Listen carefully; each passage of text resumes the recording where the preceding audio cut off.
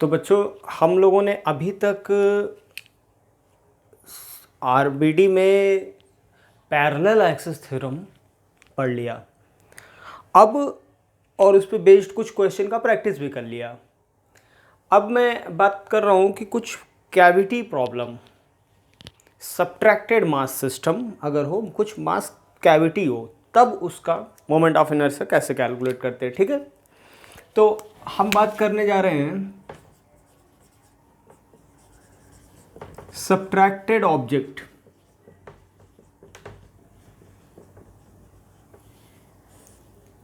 किसी, जैसे कि मैं बोलूं कि एक डिस्क है, ठीक है, इस डिस्क में इतना कैविटी बना दिया जाए, ये पार्ट आपका पूरा पूरा इतना, ये कैविटी है, कट एंड रिमूव्ड। ठीक है, इसका सेंटर मान लो कुछ यहाँ कहीं है, यहीं पे मान लो, चलो सेंटर पूरे का, यानी इसका रेडियस जो है वो r है बड़े वाले का, और इसका रेडियस है r/2। ठीक है ना। इस कैविटी का टोटल मास m है। इस सब्ट्रैक्टेड ऑब्जेक्ट सिस्टम का टोटल मास कितना है? m है। आपको मान लो अगर टॉप व्यू बनाना होगा तो टॉप व्यू कैसे बनाओगे? टॉप व्यू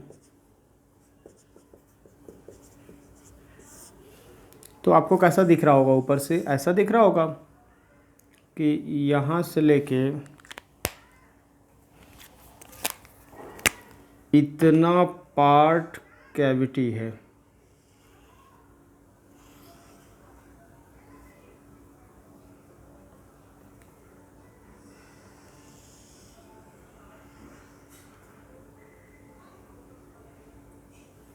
इतना पार्ट कैविटी हो गया, ये सेंटर है।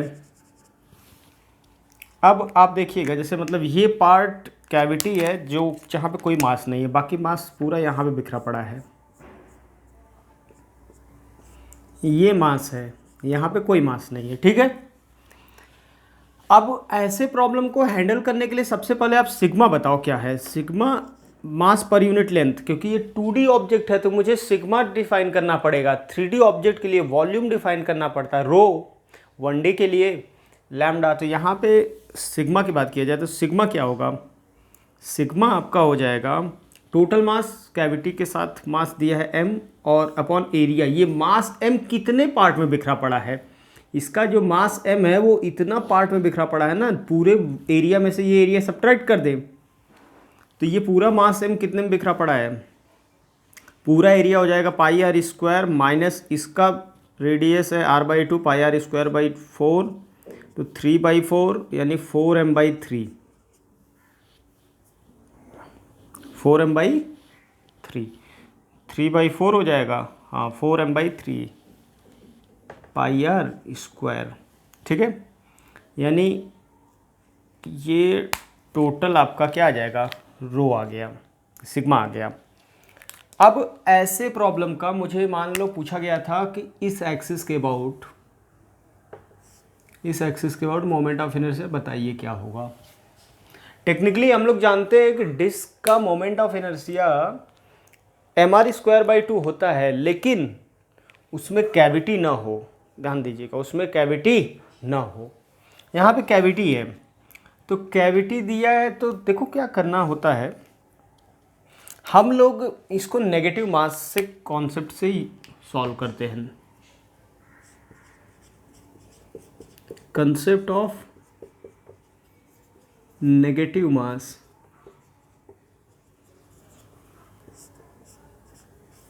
नेगेटिव मास इंटरप्रिटेशन टेक्निकली ईमानदारी से कोई नेगेटिव मास तो होता नहीं है, तो हमें क्या करना होता है, नेगेटिव मास का मतलब मान लेते हैं पूरे में से, अगर ये पूरा मास m है, कहने का तात्पर्य बस इतना सा है कि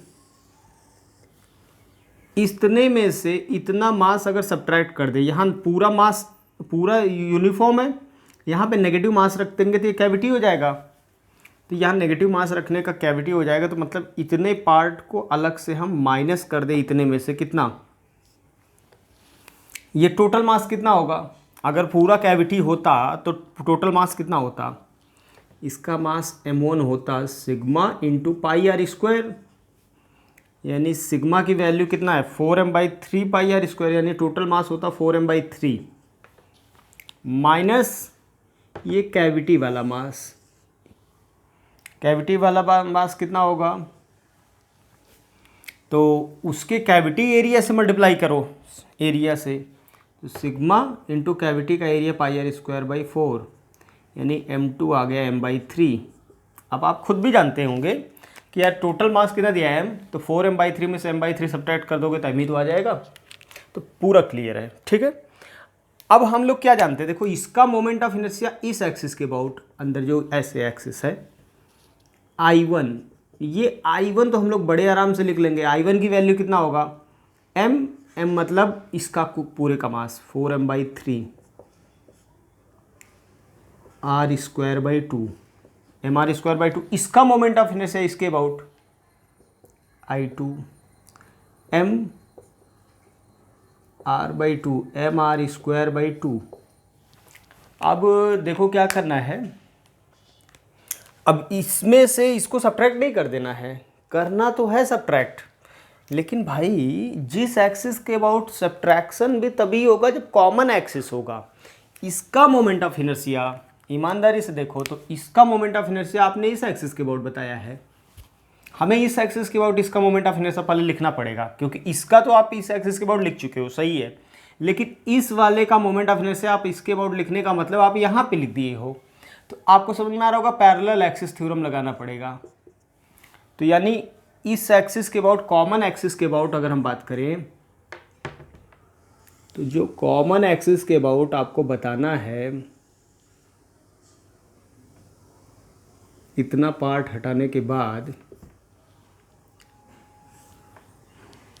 इसके about moment of inertia total कितना है, नेट देखो मैं लिखने जा रहा हूँ, नेट I1 के अबाउट जो नेट लिखना है, तो पूरे में से 4m/3 r²/2, पूरे में से वो वाला मोमेंट ऑफ इनर्शिया सब्ट्रैक्ट करना है। इसका मोमेंट ऑफ इनर्शिया इसी के अबाउट नहीं, इसके अबाउट निकालना पड़ेगा पहले। तो देखो इसके अबाउट इसका मोमेंट ऑफ इनर्शिया कितना होगा, तो I2 नेट जो आ जाएगा, इसका मोमेंट ऑफ इनर्शिया, दूसरे का नेट मोमेंट ऑफ इनर्शिया जो हो जाएगा, इसका खुद का सेंटर ऑफ मास के अबाउट पता है। अब इसको एज एक वन एंटिटी माने तो ये इसका इंडिपेंडेंट, इसका खुद के मोमेंट सेंटर ऑफ मास के अबाउट पता है mr²/2, तो सेंटर ऑफ मास से r/2 चलना है, इसके रेस्पेक्ट में सेंटर ऑफ मास से r/2 चलना है। तो अब कंफ्यूज मत होना कि आप लोग सर ये सेंटर ऑफ मास तो इसका होता ही है, नहीं, हमें इसको अलग इंडिपेंडेंट मान लिया है हम लोगों ने, नेगेटिव मास। बाद में या तो सब्ट्रैक्ट कर दो, हम या तो पॉजिटिव मान के सब्ट्रैक्ट कर देंगे, इसमें से इसको सब्ट्रैक्ट करेंगे। अब बताओ क्या हो जाएगा, एक तो ये तो रहेगा ही m/3 r/2 2 plus parallel axis theorem m/3 r/2 mr²। तो नेट में जो आ जाएगा वो -I2 नेट, ठीक है, ये आंसर आ जाएगा। अब उसको थोड़ा सिंप्लीफाई कर लीजिएगा आप लोग। तो इस तरह की बात जो है हम लोग को पूरा बात क्लियर हो गया होगा कि इतने में से पहले ये मोमेंट ऑफ इनर्शिया बताने के लिए, इसका मोमेंट ऑफ इनर्शिया इसके अबाउट बताना है, तो हम लोग क्या किए, पूरा ले लिए माइनस ये वाला पार्ट ले लिए। अब इसका वाले का मोमेंट ऑफ इनर्शिया लिख लिया, माइनस इसका खुद का अपने एक्सिस के अबाउट ये आएगा, लेकिन हमें अपने एक्सिस, इसका अपना एक्सिस मतलब ये वाला एक्सिस, इसके अबाउट नहीं चाहिए मुझे, इसके अबाउट चाहिए। तो इसके अबाउट जब चाहिए तो आप पैरेलल एक्सिस थ्योरम लगा के, दिस में प्लस पैरेलल एक्सिस थ्योरम निकाल के I2 नेट लिख लिया। उसके बाद में आप टोटल में से, टोटल ये है माइनस ये नहीं सब्ट्रैक्ट करना, ये तो इसके एक्सिस के अबाउट, कॉमन एक्सिस में पहुंचोगे तब करना है, ठीक है। यहाँ तक की बात क्लियर हो गई।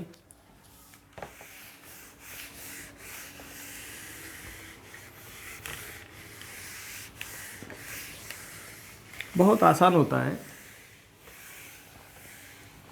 सब्ट्रैक्टेड ऑब्जेक्ट सिस्टम का। एक और कर लेते हैं बस कि कैविटी खुद इसके सेंटर से पास हो रहा है, मतलब ये है पूरा मास, टोटल मास m है, ये रेडियस r है, बाहर वाला रेडियस 2r है। मोमेंट ऑफ इनर्शिया पूछा गया है, तो देखो क्या होगा। टॉप व्यू बनाते हैं हम सीधा। टॉप व्यू में पहले पूरा बड़ा वाला, और इसमें से कितना पार्ट सब्ट्रैक्ट करना है, ये वाला। तो इसको क्या करोगे, सब्ट्रैक्टेड ऑब्जेक्ट सिस्टम में क्या करोगे, पहले इसको दो पार्ट में ब्रेक करेंगे। पूरे में से ये छोटा वाला अंदर वाला हट जाएगा, इसका रेडियस r है, इसका रेडियस 2r है। तो पूरे का पहले तो इसका सिग्मा लिखो, सबसे पहला काम।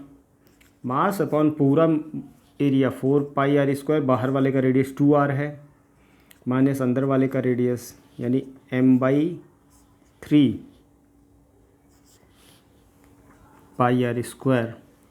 तो पूरा बाहर वाले का मास कितना हो जाएगा, इसका मास हो जाएगा m1 into pi r square. m1 into pi r square करोगे तो m1 की वैल्यू सिग्मा 4 पाई r स्क्वायर यानी 4m/3। m2 जो हो जाएगा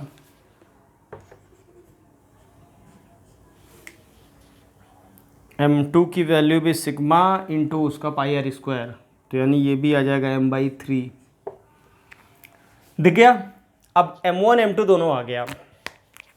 m1 m2 दोनों आने का मतलब यह है कि इस बार दोनों का सेंटर कॉमन है। देखो दोनों का एक्सिस एक ही है, इसका एक्सिस का मतलब यही है, दोनों का एक्सिस कॉमन है, तो इस बार डायरेक्ट कर सकते हैं हम।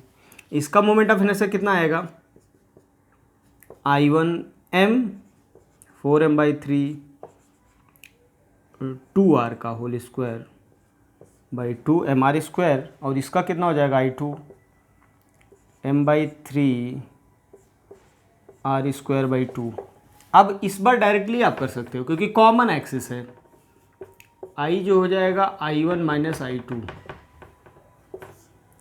I जो हो जाएगा I1 की वैल्यू कितना आया देखो तो 4 चौका 16 8 mr square by 3 minus I2 कितना होगा, I2 देखो ध्यान से mr स्क्वायर बाई 6, तो I जो हो जाएगा 16 माइनस 1 15 mr स्क्वायर बाई 6, ये आ जाएगा। ठीक है, तो ऐसे प्रॉब्लम को मुझे लग रहा है कैविटी वाले प्रॉब्लम जो हैं वो आप लोग कर लोगे। एक ये आसान था, और पिछले वाले में ध्यान दीजिएगा, पिछले वाले में आपको डायरेक्टली इस बार कॉमन एक्सिस है तो इस बार डायरेक्ट कर दिया। अगर कॉमन एक्सिस नहीं होता, यही कैविटी कहीं यहाँ होता, तो पहले उस एक्सिस के अबाउट लिख के पैरेलल एक्सिस थ्योरम लगा के आप यहाँ तक पहुँचते, तब जाके सब्ट्रैक्शन का काम हमेशा कॉमन एक्सिस के अबाउट पता हो तभी करते हैं, अदरवाइज आप नहीं करोगे कॉमन एक्सिस के अबाउट अगर नहीं पता है तो हमें लग रहा है ये मोमेंट ऑफ इनर्शिया का कैलकुलेशन वाला पार्ट तो हो गया। ठीक है, बचा हुआ प्रैक्टिस कीजिएगा।